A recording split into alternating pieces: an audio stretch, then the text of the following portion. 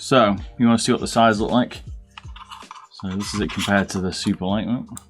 I mean, they are, I would say, very similar. Superlight might be a fraction flatter.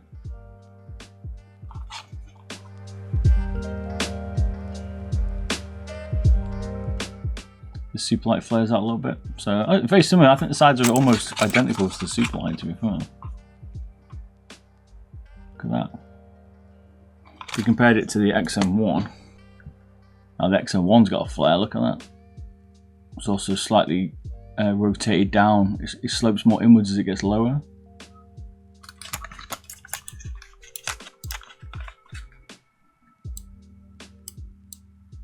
Nothing compared to XM1. The XM1's got a massive flare compared.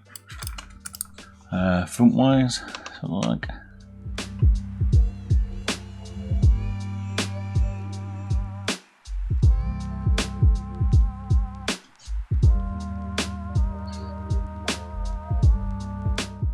Compare the rear.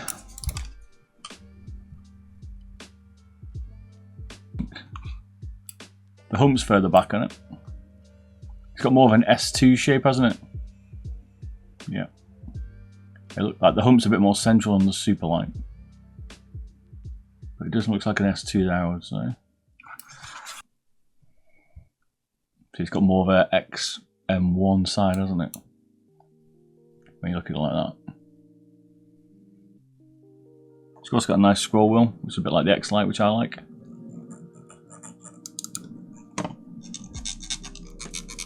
It's a bit wider, the scroll wheel, than the Superlight with the MPO1, but it's got a little bit, I'd say it's a little bit further into the body. It's a bit smaller when you look at it there. So the scroll wheel again is a bit like the XM1, but not as far forward. So more of a position of the Superlight, but not as far forward as the XM1. But it's kind of got that same profile. It's quite low down, which I don't know if I like it or not, that low down. It's got nice skates. The skates are rounded, even though they have got a flatter front.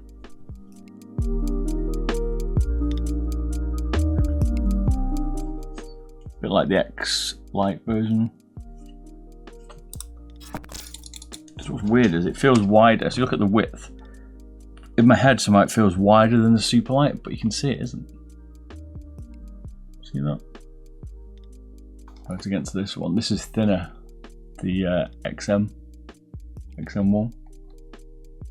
Only just, maybe half a mil or a mil. Like, to me, it feels wider and flatter. It's not as curved as the Superlight. It's definitely more flat like the XM1. But I like the comfort grooves and the buttons. I wish the Superlight had that. They're not as aggressive as like the MZ1, which actually quite like the MZ1 curves, but similar. What you can tell is on the Superlight, so you can see it's got a little bit of play in the buttons. Common problem with it. The Pulsar is pretty sturdy from what I can tell. It's got a micro bit of movement, but whereas the XM1 is like probably the better one, I would say. That kind of fits your finger a bit, like that arch in your hand. Depends what you do. I kind of palm claw it, but that kind of fits my hand a bit more of a shape, whereas I guess the Pulsar kind of claw it more like that. You see that difference, can't you? So you see mine's an 18x9 hand if you wondered. Whereas a little bit more like a bit flatter, I guess. My fingers on this. And again, I definitely claw there. We like to claw that X1. One of the mice that I've said has had the best side buttons is the M42. You see they've got a lot larger button profile. It's more of a slimmer top. You can probably see it better here as we showed before. It's a bit flatter across that top part. Whereas the Viper, oh my days. The Superlight is obviously a bit more tapered, or like curves in a bit slim at the top. That's one of the main differences that I can feel, which is why I think I need a slightly narrower top mouse. So let's see what its dimensions are.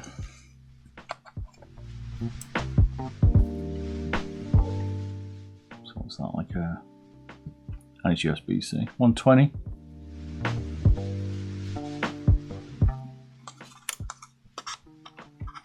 we see the Superlight's already bigger. The Superlight is about 124, 125.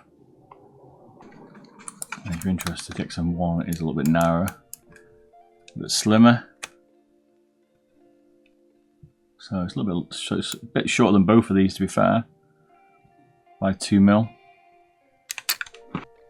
Let's look at the grip width. We'll do it at the top, which I think is where I think it's a bit bigger than a Superlight. There we go, heard you.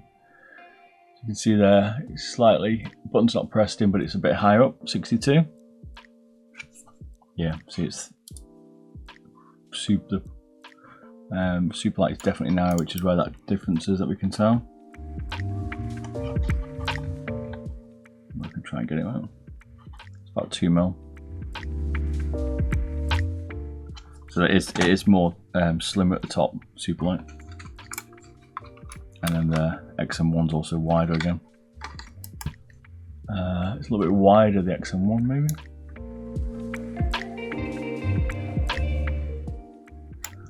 Try and find the highest point.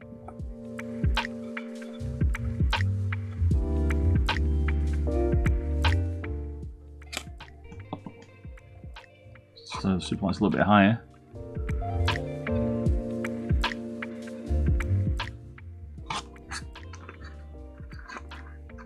The hump's a bit more central, but the XM1's similar. Let's do the rear. Looks quite an even distance most of it, a little bit. So we're saying about someone said about the flare on the rear is there just. It's close though.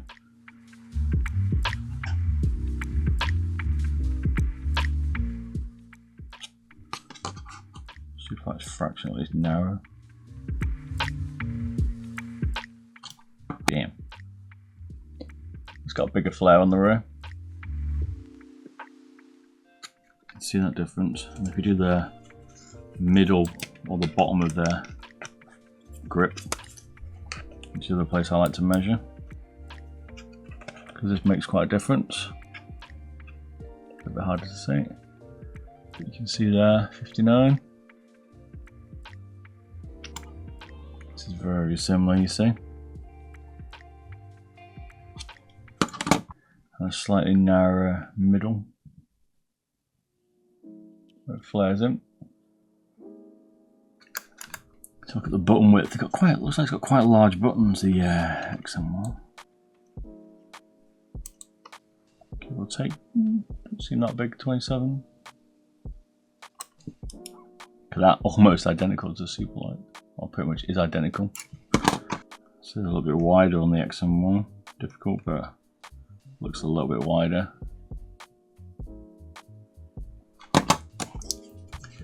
The tight's got a bigger scroll. When we take it apart, we'll get a better scroll wheel measurement, but give you an idea quickly. 8mm.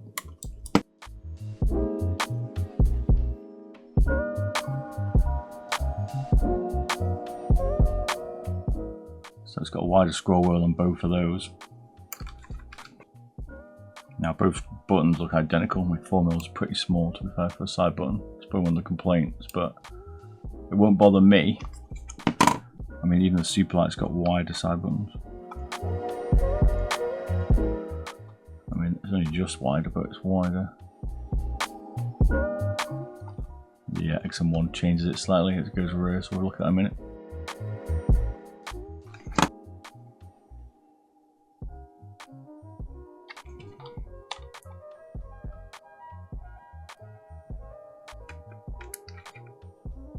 Whereas the XM1's a little bit shorter. That's what it sounds like if you're interested.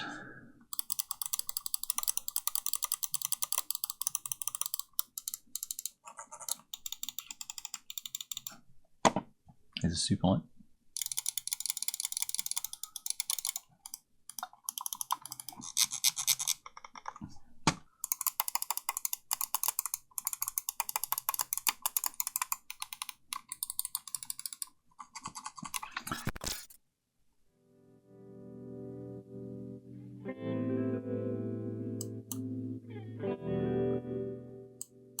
A little bit of pretravel. Definitely more on that right button.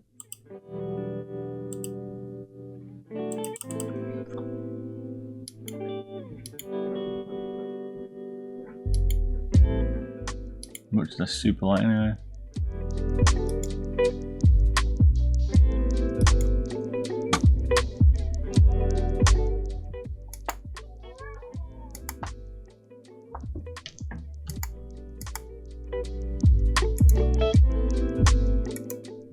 A little bit on the XM1. What's up, kitty cat? So at the moment I'm liking the Pulsar X2. I think I do like the comfort grooves in it. I love the scroll wheel. The side buttons are nice and punchy. Could be a little bit wider. USB-C 3395, which not had too much time with the sensor, we'll find out. There is a little bit of play on the mains, but it's very small. I wouldn't even worry about it. Nice rounding skates. Good weight. Don't weight actually. 59, 56, 56. Looks good. Bit strange to put the LED of the, I guess, on the side of it, but not into the world. But it's out your way, I guess. Stops you blinding you if you don't like LED lights. So maybe a bit of thinking behind there. There's no rattles, squeaks, bumps, creaks. Built absolutely rock hard. I like the little logo. It's not too obnoxious, isn't it? It's very clean. I thought about it. Got a sensor skate on it. Yeah, it's good. The other thing I've noticed is it's a bit sharp on the edges on here. Coating's good. It's got a nice coating. Doesn't seem to collect fingerprints, whereas the XM1 sucks. Well, that's the original one, but this is definitely worth picking up. 300 mAh battery. For its weight's pretty good. I'd say it's the best mouse that's been out since, I don't know. The M42 is good as well, to be fair, wireless. But the M42 wireless and this one are the two to check. But it is one of the better mice of 22 at least, if not the best, I would say. It's well worth looking at. Maybe even better than the ones in 2021.